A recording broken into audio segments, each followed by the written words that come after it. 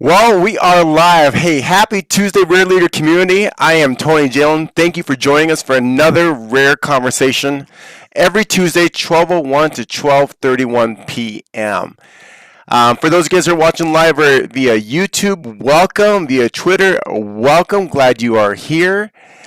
Today's conversation, we're going to talk about words and how they matter. Now, as you can notice, our usual co-host, Danielle, is not with us today. She's got a special leadership connection event going on, so it's just you and I solo going at it. But I'm excited to talk to you about today's conversation. So, why do words matter? So I'm going to give you all a quick little challenge. Those of you guys who are watching live, ready? Don't think of pink elephants. Don't think of pink elephants. Don't think of pink elephants. Okay, you probably thought of a pink elephant, and the only question was how big was it? How many polka dots did it have? What was it wearing? Because I told you don't. How many times have you been told don't do something and you had this internal motivation to do it? Because words matter. It actually, what happens is that it does like a mirror in your mind and it switches it to do. So let's talk about why it's so important to be aware of our inventory of words. And in today's conversation, I'm going to give you a list of words to be mindful of that you're saying, because these words can determine the success of whatever you're looking to be successful in, whether that be work, relationships, your health, or whatnot. So grab yourself a pen and paper, and here we go. So first word that you want to reduce or eliminate from your vocabulary. Try. If you ever watched Star Wars, you've heard the great Yoda say, you either do or you do not. There's no such thing as try. So for example, go ahead and try to say hi in the comments. Try to say hi in the comments. Go ahead. No, I'll give you a moment here. Try to say hi in the comments. It's sort of hard to do, isn't it? You can't really try anything, can you? Why is that? Why do we say the word try? What I've learned in my experience is almost a built-in excuse of how come you are not going to complete something. Think about it. When someone said, hey, let's go ahead and hang out tonight. I'll try to make it tonight. Well, we knew the odds of them actually making it happen are pretty low because there's a lack of commitment there. So the word that we want to work on eliminating from our vocabulary is try. Either you do or you do not, as the great Yoda says. Here's another word. But. B-U-T. But. If you've played sports, you may have experienced this.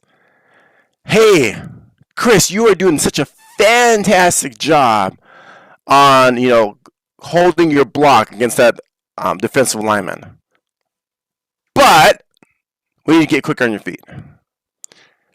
Did you hear anything before that but? No. When you use but, you minimize anything that came before the word but. Okay. Here is another word. Can't. Can't.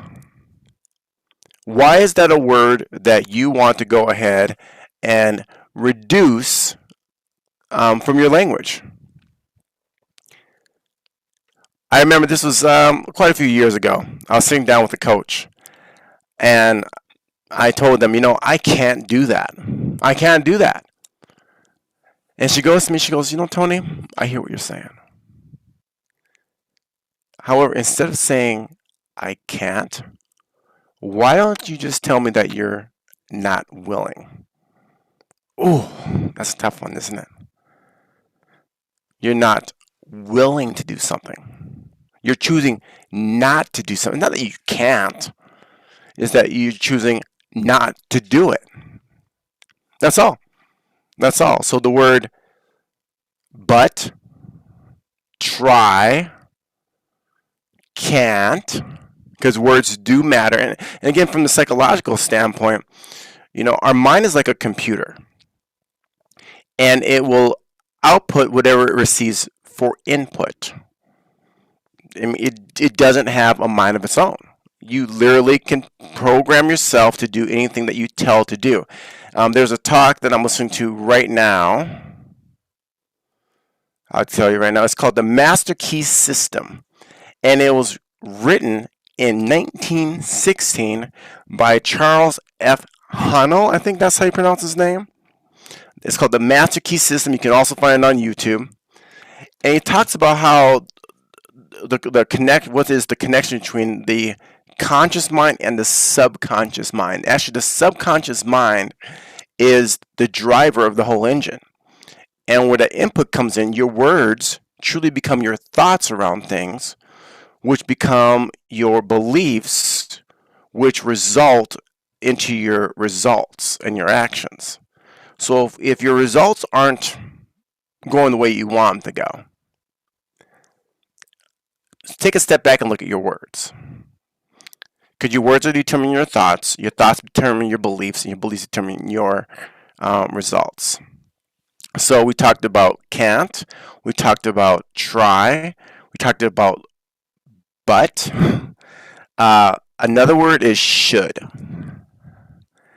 They say it's very easy to should all over. It says, oh, I should do that. I should do that. Oh, I should do this. The question is, what stopped you? What's preventing you from doing it? We are judged by our intent. We judge ourselves by our intentions. Others judge us by our actions. Should is a good intention. I should go ahead and make more phone calls. I should go ahead and send out more thank you cards. It's an intention. And by saying that, you are building yourself in that buffer period of time. There's a lack of commitment there. Another word to be mindful of is problems. A lot of people, and I've done this myself, we invest 90% of our time in the problem and only 10% of our time on a solution. What if we changed our language? Instead of saying problem, look at it as a challenge. Look at it as a puzzle, and your job is simply to go ahead and fit the puzzle pieces together. When I come across when I come across problems, I'll say, oh, this is going to be fun. This is going to be interesting. This is a good challenge. Because problems are designed to make us grow. Think about all the growth that we've experienced in our life is because we've, quote unquote, come across problems. Those problems are actually growth mechanisms to get us to the next level. I was on a call here today with someone, and we're talking about some business projects and whatnot. And they want my feedback on it. And I say there's feedback. Feedback talks about what happened, and feed forward talks about things to move forward on. What can we do now? Because the past we're not able to change. We can change or make an influence or impact on the future. And I ended up telling them no in regards to this partnership opportunity. And I was walking around thinking about the conversation and whatnot. And it made me realize that no is a very good word. Like, if you have a problem, like we say now, challenge, with no's, what it does, it helps you if you're in outside sales, if if you're working to communicate an idea. It challenges you to be a better communicator. It challenges you to really get clear on your messaging. So, no is feed forward. It is a gift to get into that next level. All right. So, we got a few words right now that we can be mindful of, but, can't, don't, try. Here are two other words. And be very mindful of these two words when you're speaking, because I did an inventory of my own language and I didn't realize how often I'm saying these next two words. These next two words are absolutes. That means that it's 100% true. Here they are. The first one is never. Oh, I never do that. Well, we've learned by watching sports to never say never, right? Because that's an absolute. That means 100% of the time it is true. Oh, I never react to that. I never do that. Can you say that for 100%? If you can, hey, Yahoo, can we say that it won't happen in the future? No, we cannot. The other word is always. Always. Oh, you always forget to take out the trash. Not saying that Danielle ever says that to me. You always do this. I always follow through. Again, those are absolutes. That it doesn't ever happen. And we know that's not true. So we hear the words never or always. Know that's an emotional cue, that the response is emotional. And there's a great book that helps bring on awareness in terms of our emotional intelligence. And it's called Emotional Intelligence 2.0. Fantastic book. There's a survey in there, or a questionnaire in there that really gives you an emotional quotient in terms of where do you sit on terms of the emotional intelligence scale.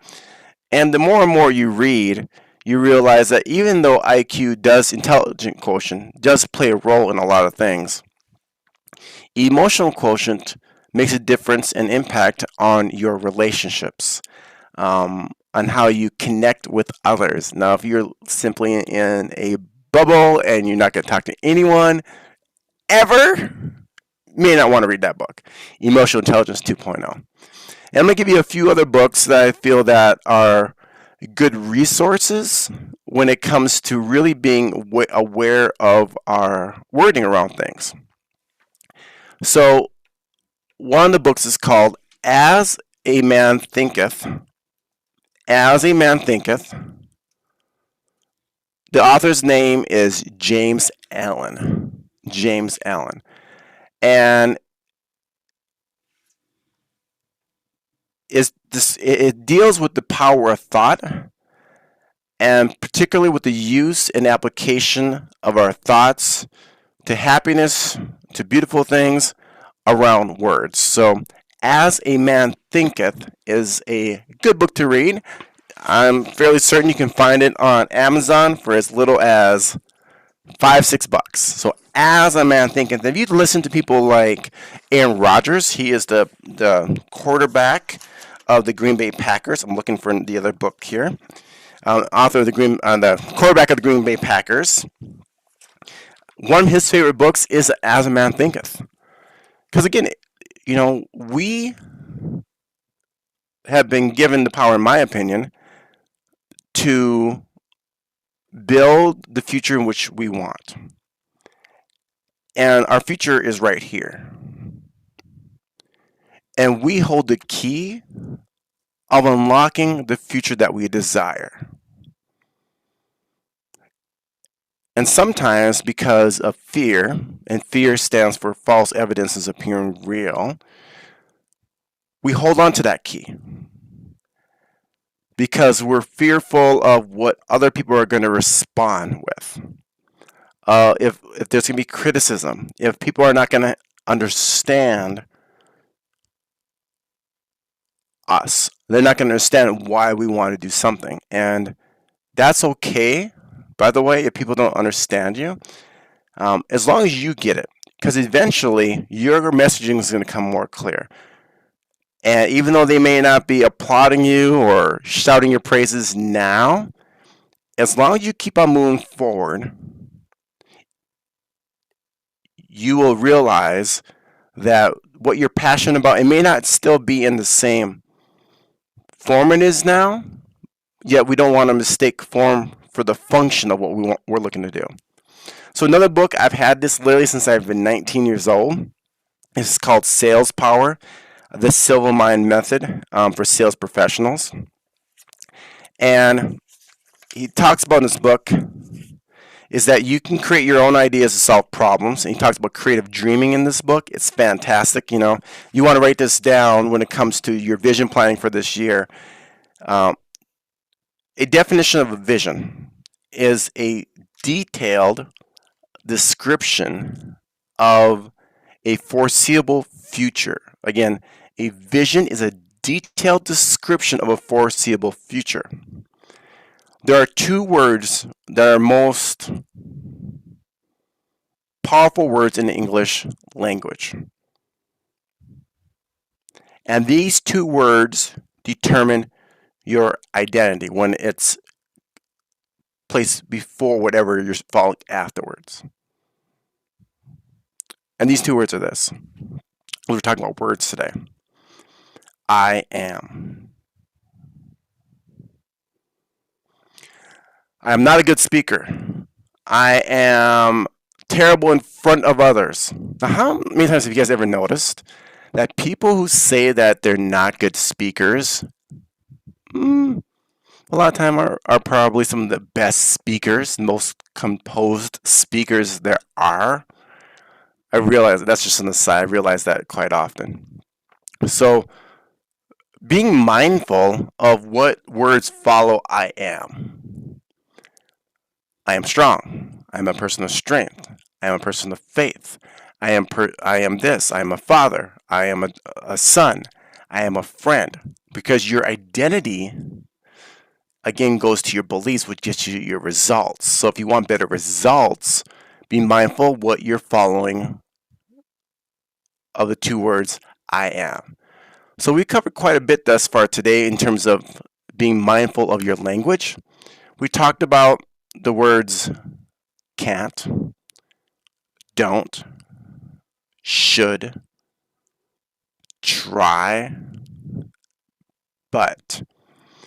And when you take this inventory, I think what you'll realize is that how many times that we are the ones, not somebody else, that is limiting our own growth. We put these self-limiting beliefs in front of us, and I think sometimes it's simply just to protect us.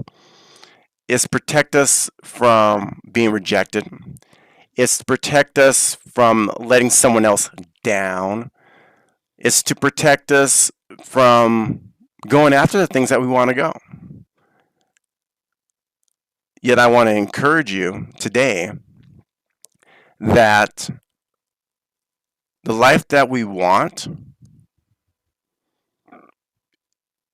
is on the other side of comfort. And when we can get comfortable with being uncomfortable is when we really start living. And you might be going, well, Tony, I've been uncomfortable for a while. Well, again, that comes to your language. If you make things hard, they're going to be hard. You know, just last week I was having a conversation with our son Ezekiel, and we're talking. I asked him, like, so you have a good day today? He goes, yeah. He goes, Dad, there's no bad days. Well, some people may disagree with him on that, but yet that's a choice he made because each day is good. You get to decide that. And you may be going, well, what are some ways I can be more mindful of my language, my self-limiting language? Not only for myself that I may place on myself, also other people. Write these words down. Try, don't, should, can't, but, always, never. Put them down in front of you. So as a reminder, because out of sight, out of mind, and share those words with other people. And they'll catch you.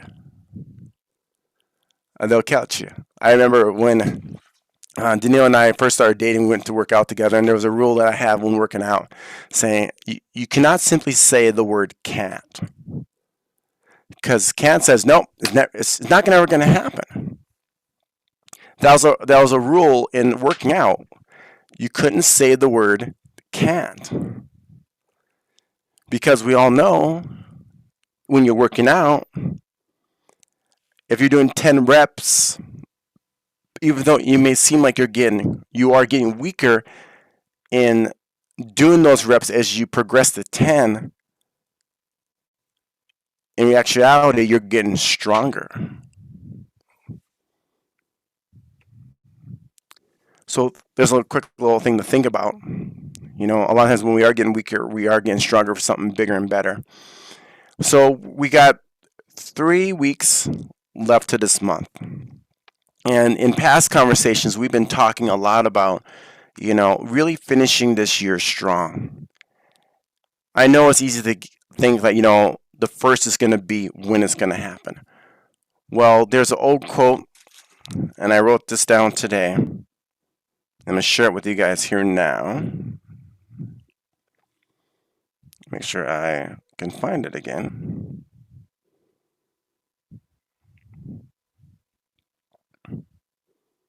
Today is the best day. Today is the best day.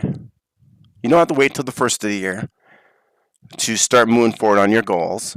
You don't have to wait till the first of the year to start doing a reflection on this past year. You can do it now. It's simply a choice. And your words become the compass of where you're headed. And so this final insight, this tip I'm going to share with you is about gratitude. And if you've been on any of these calls, you know how important gratitude has been in my life and the difference it's made for me. And it's easy to say, well, I'm grateful. I'm grateful. Which is a good thing, right? You're saying I am. Yeah, I'm talking about the practice of gratitude. And I got this written down here. Expressing gratitude doesn't only affect the internal relationships between colleagues and management in the professional world. They can also improve the relationship between the business and its customers, or strengthen the trust between partners or investors, or strengthen the relationships between those that you love, or those people that you want to create a better relationship with. And if there was words I want to encourage you guys to use, I am grateful. Do this exercise.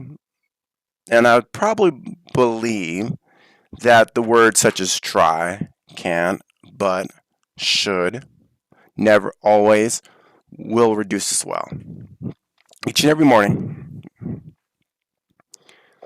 instead of checking your emails, instead of checking your text messages, take a notebook out and have it prepared for you when you go do your bathroom break in the morning, whatever that may be. And the first thing you do when you wake up is say these 2 words. Thank you. Open up your eyes and say thank you. Because that means you're receiving the gift of life you've been given that day. And then in that notebook you have, this will take you 2 minutes. Yet it can literally accelerate your life. Writing down those things you're grateful for. And I'm not just talking about the good things in your life. I'm talking about also about the things that are challenging you and encouraging you to grow. The first thing is writing down the personal side of your life, what you're grateful for, the people in your life. The second, professional world. That you have an employer that gets you your check each and every week to go ahead and pay your bills. And the final one is gratitude for the person that you're looking at in that mirror. Expressing gratitude to yourself. It's easy to give encouragement to others. Yet when is the last time you spoke life into you? Being grateful for the fact that you accepted that challenge to start that brand new business, that new job. Being grateful for the fact that, you know what? I'm grateful that I'm showing up daily for my family. I'm grateful that I am being healthy and choosing healthy choices for this body that I've been given. Everything we have in our life, and this may be tough to comprehend, we've asked for. We ask for courage. We've been given challenges. We ask for closer relationships. Someone gets sick. And if you want more, you got to ask more. Putting a limit onto what's possible limits you and all those around you and all those that you love. And, our gift that we've been given is our potential. And our gift to the world is exercising that potential, living that potential, bringing it back, bringing it to life. And it's going to be scary sometimes. It could be stressful. And I have a side note on the word saying stressful too much. When people say that they're stressful, I ask them what they are fearing. Because it's more around something around fear. So be mindful of that word, saying that way too much. I mean, think about it. Anyone who says they're stressed all the time, I wonder how much they're attracting stress into their lives. So that's just an aside. Other than that, be on the lookout. We're going to have the rare 2021 reflection booklet. One of the best things you can do is take an inventory of your life this past year. And then it also includes planning for the next year as well. So be on the lookout for that. You'll be able to go ahead and download that. But other than that, just want to share this final thought with you, and I've shared this thought with you in the past, and that is this. Success is when reality catches up to our imagination. Be mindful that your words that you speak today paint your today and your tomorrow. Until next time, I'm Tony Jalen. Thank you for joining us for another live conversation on Rare Leaders. If you'd like to be part of the group, make sure to go to Facebook, type in Rare Leaders, be part of the private group, and we'll have access to different tools and documents you can do. Until then, onward and upwards.